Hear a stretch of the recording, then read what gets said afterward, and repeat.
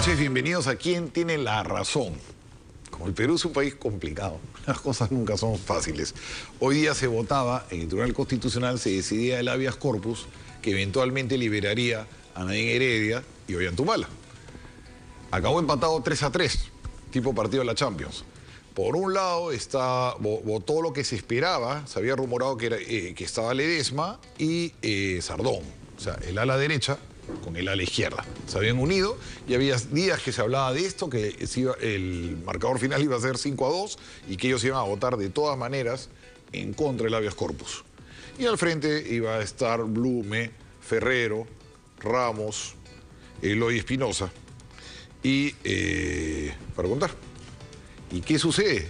Que por un lado Eloy Espinosa se va de viaje. Inesperadamente se va de viaje, después todo este problema la sacó barata, tenía pues no era doctor, había estado diciendo que era doctor y que era catedrático, no era doctor, no era catedrático, pero no fue separado de la institución y un poco, me imagino, para calmar las aguas se fue de viaje a España, a Valladolid. Y dicen también que a tramitar su doctorado, no sé, bueno, cómo será la historia.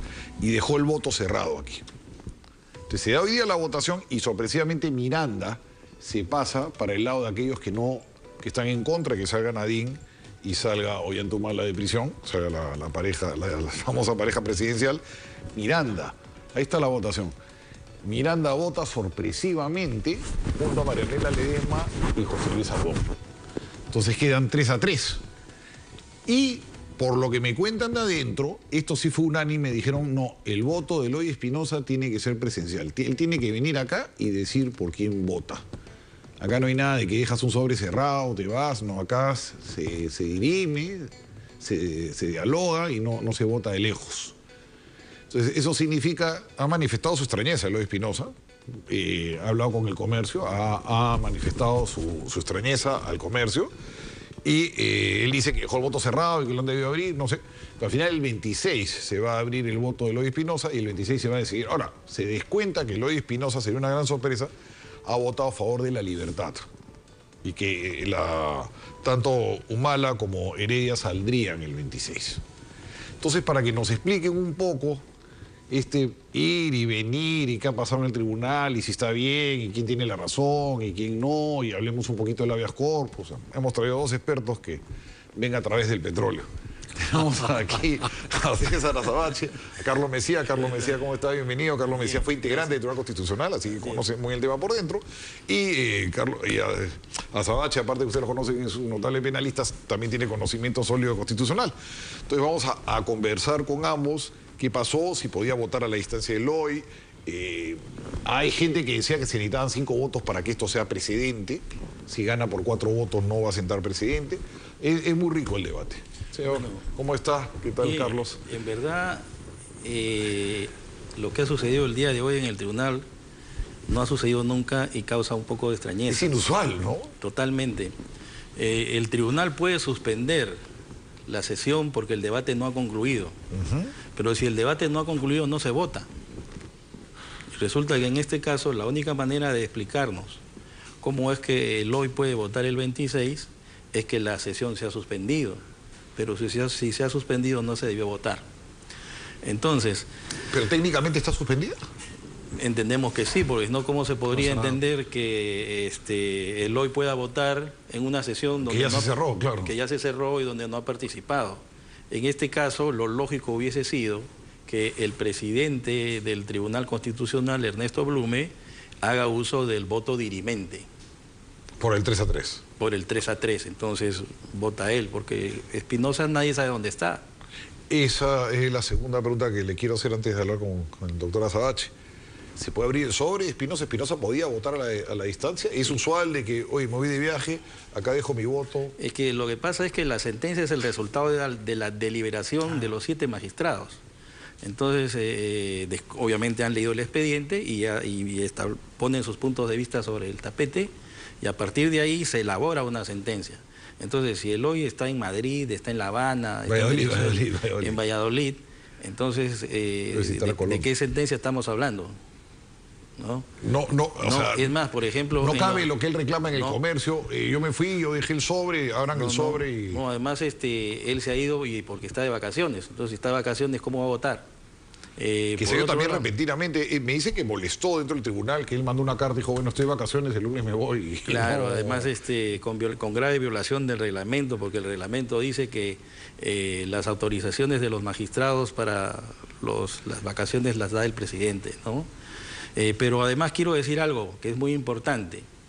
Y en casi todos los tribunales constitucionales, por ejemplo en el de Colombia, que es el caso más puntual y más cercano, los magistrados no pueden abandonar la sala de sesiones hasta que no se haya terminado de debatir y votar, ¿no? Porque lo que puede darse justamente, vamos a decir en este caso, que un magistrado se aparta de la sesión e impide la votación, ¿no? Entonces eso ha pasado muchas veces en el caso nuestro porque no tenemos un artículo como existe en el reglamento del Tribunal Constitucional de Colombia y en otros tribunales como el de España, Alemania, donde los magistrados una vez que empieza la sesión no pueden salir hasta que termine la votación. Ahora, acá también tenemos enfermos oportunos, ¿no? Pues Miranda se enfermó justo los días que se tenía que votar el tema del hoy y al día siguiente estaba sano el hombre, había tenido una recuperación. Está muy bien, me parece muy bien que esté bien de salud, pero al día siguiente estaba rozagante. Son cosas que tampoco no han sucedido antes, ¿no? No es normal eso. No. Y antes pasó, doctora Sabachi, ¿por qué las votaciones no son públicas? Me decía el otro día una persona que veía la votación en Brasil sobre Lula, me decía, ¿por qué no vemos a estos señores sentados con sus togas o como quieran y votan público en sí, no, tal cosa? Porque si bien es verdad que el principio de la publicidad inspira transversalmente el acto de los funcionarios públicos, en el caso de las sentencias se busca la reserva para que los magistrados puedan emitir con la mayor objetividad e imparcialidad. Bueno, Estados Unidos es cerrado. Sí, en México nomás, que yo conozca. Y Brasil es todo curioso. Y Brasil, ¿no? El Supremo, sí. César Sabachi, que toma la palabra. ¿Puedes comentar lo que pasa es que nos ha dicho acá el doctor Mesías? La única noticia que tenemos hoy día es que el Constitucional no ha podido cerrar una deliberación que es fundamental, ¿no? Claro, el 13-3 es un trascendido muy fuerte, ¿no? Que en realidad parece más bien reconstruido en función a lo que pueden haber dicho durante la sesión, porque como bien ha dicho Carlos... No, pero han cruzado mucha fuente en los periódicos. Dice que ambos lados dicen que acabó 3-3. Exacto, pero el 3-3, ¿qué significa en este caso? Significa que hay 6 opiniones que dejan en claro cuál es el sentido del voto de todos. Formalmente no pueden haber asentado en el acta de votación sin haber cerrado la sesión. Yeah. Ahora, eso no es bueno porque quiero resaltar un punto en lo que decía Carlos. Los procedimientos que cierran las deliberaciones de los tribunales a una sola sesión tienen como principal objetivo evitar interferencias de terceros. Pues los procedimientos dilatados como estos, lo que termina ocurriendo es que se abren las posibilidades de que entren gestiones, alegaciones, presiones y se quiebre la autonomía de la deliberación. Entonces, 2 conclusiones que creo que debemos adoptar o aprender de esta situación. No podemos permitir que un tribunal haga esto, ni el Supremo, ni el Constitucional, ni ninguno, porque quiebran un símbolo que es muy importante sobre la integridad de las decisiones, la prohibición de interferencias terceras. Lo segundo que también quiero resaltar, y vuelvo a parafrasear a Carlos, es que no tiene sentido distorsionar los votos de los jueces al extremo de convertirlos en cartas. O sea, el voto es el resultado de la deliberación producida en discusión de un órgano colegiado. Se hace muy mal, Espinosa Saldaña. Está mal. Yo tengo que decirlo, está mal. Eso no puede ocurrir. Además, en el procedimiento del Constitucional hay una cosa que es muy especial y que creo que además es inspiradora, y es que hay una diferencia analítica entre voto y ponencia. Se vota en sesión. Y en función a la discusión, eventualmente, un magistrado hace un voto complementario o incluso disidente, y ese es el escrito. Pero es el escrito adoptado después de esa deliberación. De modo que de alguna manera en el símbolo se está dañando la integridad del cuerpo colegiado. Se habla mucho que el tribunal ya van con las sentencias ya redactadas, que hay los plenitos, los lunes, se reúne un grupo antes los lunes y el martes llega ya con todo cocinado. Pero eso no está mal. si la sesión de deliberación se concentra y la sentencia representa el resultado de la discusión del colegiado, lo hayan hablado antes o no. O sea, si la sesión prevalece, ese tipo de pequeños desórdenes del pasillo se pueden compensar. Ahora, además esto es especialmente grave porque estamos hablando de un caso en el que de una u otra manera se están discutiendo dos reglas muy importantes, la de prisión preventiva y la del lavado de activos, ambas a la vez.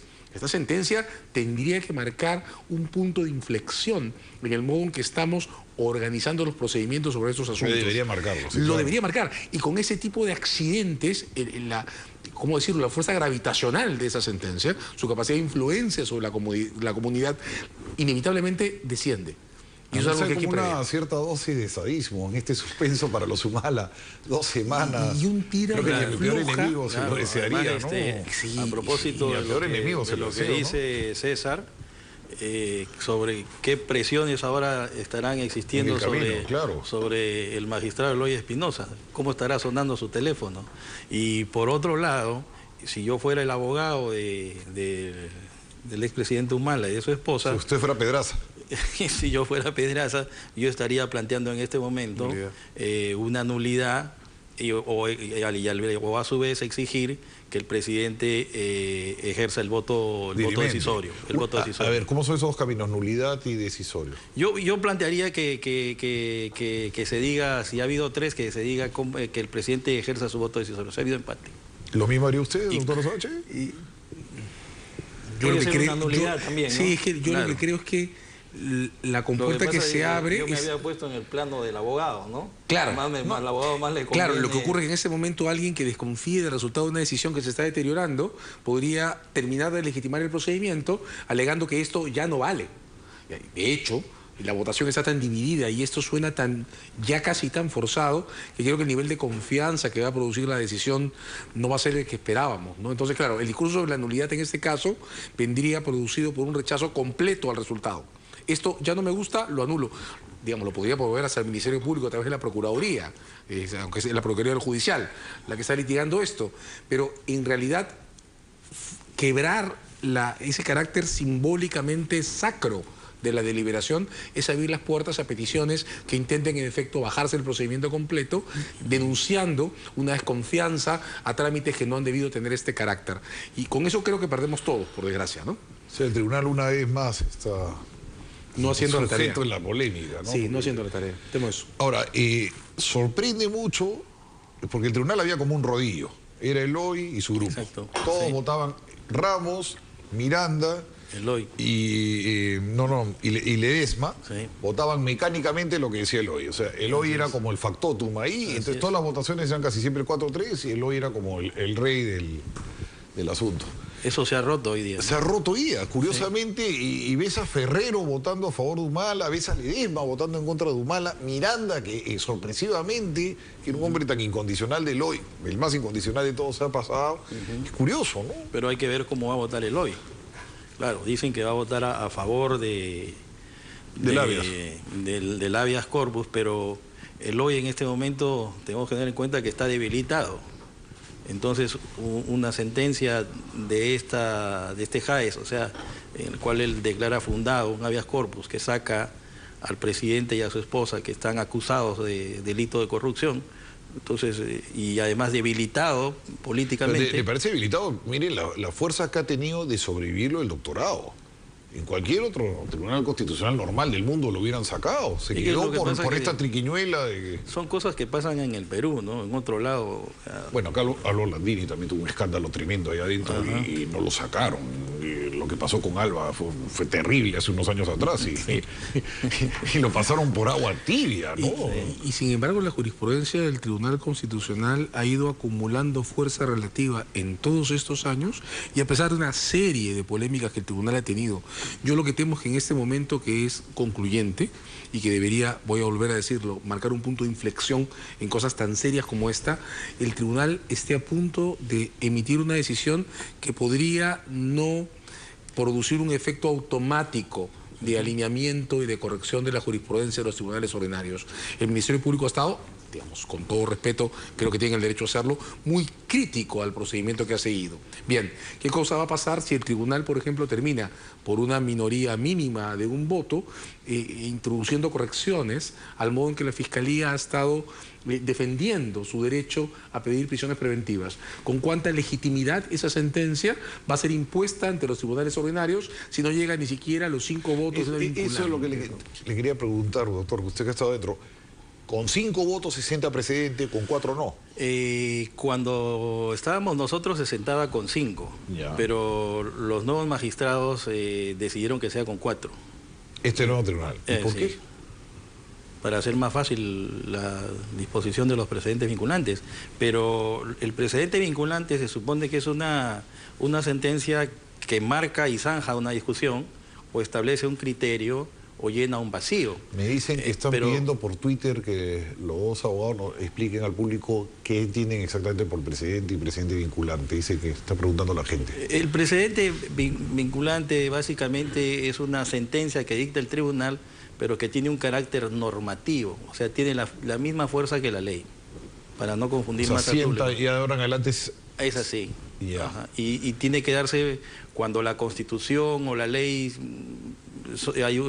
no se entiende, hay interpretaciones distintas o hay vacíos legislativos. Es como el norte que queda marcado. Exacto. Como una autodeclaración del tribunal en punto a que los conceptos que están en una sentencia, esos tienen que ser especialmente utilizados por los jueces. Claro, entonces ahora el problema es cómo vas a dictar tú un precedente vinculante con carácter normativo en medio de lo que estamos viendo. Porque me dicen, esto es la maravilla de las redes sociales, ahora está preguntando la gente, entonces, ¿lo que se determina acá se va a dar para cualquier otro político que venga después? Como la prisión preventiva, sí. En hipótesis, en teoría sí, claro. O sea, es funciona. Que sí, lo que ocurre es que, a ver, la diferencia entre un precedente vinculante y un precedente a secas, o una sentencia a secas, pasa también en la Suprema, es básicamente moral. Porque en teoría todos los tribunales tienen la obligación de comportarse de manera predecible y por tanto de respetar, tomar en cuenta fuertemente la jurisprudencia de los órganos más importantes. Cuando la Suprema dice este es un precedente vinculante o este es un acuerdo plenario, está reforzando la fuerza gravitacional de esa decisión, igual que en el Constitucional. Pero ninguna sentencia de un órgano supremo, el Constitucional o la Corte Suprema, puede ser despreciada sin más por los tribunales ordinarios. De modo que la diferencia es moral. Pero claro, en este caso... Pero la vinculante es vinculante. El vinculante, de todas maneras. Ya claro, el vinculante es aquí más fuertemente, ¿no? El Código Procesal Constitucional, en el artículo 7 romanos, le da fuerza normativa al precedente vinculante del Tribunal Constitucional. Ya está grabado. De modo que apartarse puede ser hasta una infracción a la ley y puede ser, ahí sí, materia de una revisión del procedimiento del juez. Pero en cualquier caso, esta decisión, además de pronunciarse sobre la situación particular de dos personas, pone en discusión conceptos que son fundamentales, de la importancia de tener una buena sentencia. Porque cuando un tribunal se pronuncia sobre conceptos, crea doctrina jurisprudencial, crea algo que los demás tribunales van a tener que discutir, crea un gancho institucional que hace muy visible las decisiones arbitrarias o improvisadas, ¿verdad? Eso es lo que yo temo que aquí está empezando a sufrir. Y me vuelven a decir de producción, por esta maravilla de las redes, la gente está muy curiosa. ¿Qué pasa con Concepción Carhuancho, con el juez? Si es que el habeas corpus tiene luz verde, utilizando la frase que le gustaba tanto a Nadine. Si tiene luz verde el habeas corpus, nada en absoluto. No debería pasarle nada, ¿no? Nada en absoluto, porque en realidad la discusión en los dos extremos, prisión preventiva y lavado de activos, es una discusión muy fuerte. No queda desairado. No está desairado y ninguna teoría legal de la que están en disputa ahora es absurda. Claro, la Fiscalía dice que tiene derechos a pedir prisiones preventivas cuando está cerca de presentar una acusación. Lo que está en discusión es si en realidad aquí estuvo cerca o no, si cumplió o no su promesa. Sobre el lavado de activos, la Fiscalía reclama el derecho a investigaciones muy amplias sobre indicios muy bajos. Y esto ha estado en discusión durante todo el año pasado. ¿Cuál es la cantidad de evidencia y cuál es el perfil de los casos que merecen llegar a un juicio? En ninguna de estas suposiciones o teorías hay nada de absurdo. Lo que hay es la necesidad de concordar reglas legales que sean claras y que nos permitan saber a todos qué riesgos están expuestos por el sistema para casos de este tipo. Doctor Mesía, ¿usted cree que el Ministerio Público actuó bien o presionó mucho en este caso? En el caso del habeas corpus, todas estas manifestaciones del doctor Vela, del fiscal Vela, ¿usted cree que usted como Tribunal Constitucional se hubiera sentido un poco avasallado o simplemente él estaba haciendo su trabajo? Me parece que estaba haciendo su trabajo. No. Y los magistrados no tendrían por qué sentirse presionados.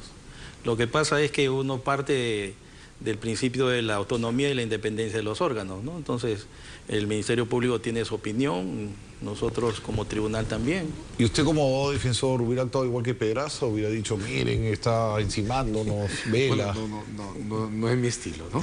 Ahora, yo estoy de acuerdo también en esto con Carlos. Yo creo que el Ministerio Público tiene derecho a pelear, ¿no? Y está peleando algo que es muy sensible. Y Vela puede ser para portavoz. ellos. Por supuesto, y Vela además es el coordinador de los fiscales del equipo de lavado de activos, de modo que hay que tomar a buen grado que haga su tarea. Otra cosa es que el tribunal tenga resistencia suficiente para no sentirse afectado por expresiones de ese calibre o de ese modo. Hay que decir además que no es Vela quien ha ido a la audiencia ante el Constitucional, ha sido el procurador del Judicial, de modo que además ha sido opinión externa al litigio, de modo que eso hay que tolerarlo, creo que de muy buena gana y bueno, una cosa es que lo pida y otra cosa es que lo gane, pero de eso se trata un litigio, ¿verdad? ¿Qué va a pasar el 26, doctor Mesías? A mí, a ver, hay algunos trascendidos, ¿no? Entonces, parece ser de que a los 6 magistrados que el día de hoy han estado ahí, no les ha gustado esta actitud de Eloy Espinosa. Unánime, dicen. Sí, unánime, ¿no? No les ha gustado. Y entonces han dicho, bueno, pues sí, en un tema de tanta trascendencia para el país, todos han dicho que venga a votar, pues, ¿no? ¿Y vuelven a votar todos? No, él. Él solamente. Ya los que votaron, votaron. Claro. Se supone, ¿no?, que no ha debido ser así, ¿no es cierto? Pero bueno, ellos han seguido ese procedimiento. Entonces, a mí me parece que el 26 lo que va a pasar es simplemente que Eloy Espinosa abrirá su sobre, porque donde tiene la sentencia y acá está mi voto, ¿no? Eso me imagino, va a ser, no lo veo abriendo. Irá y sustentará, ¿no?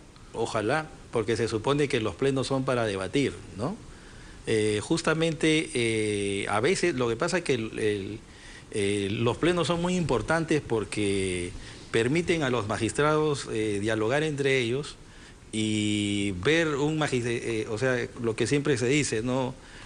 3, 4, 5, 6, en este caso 7 cabezas piensan mejor que uno.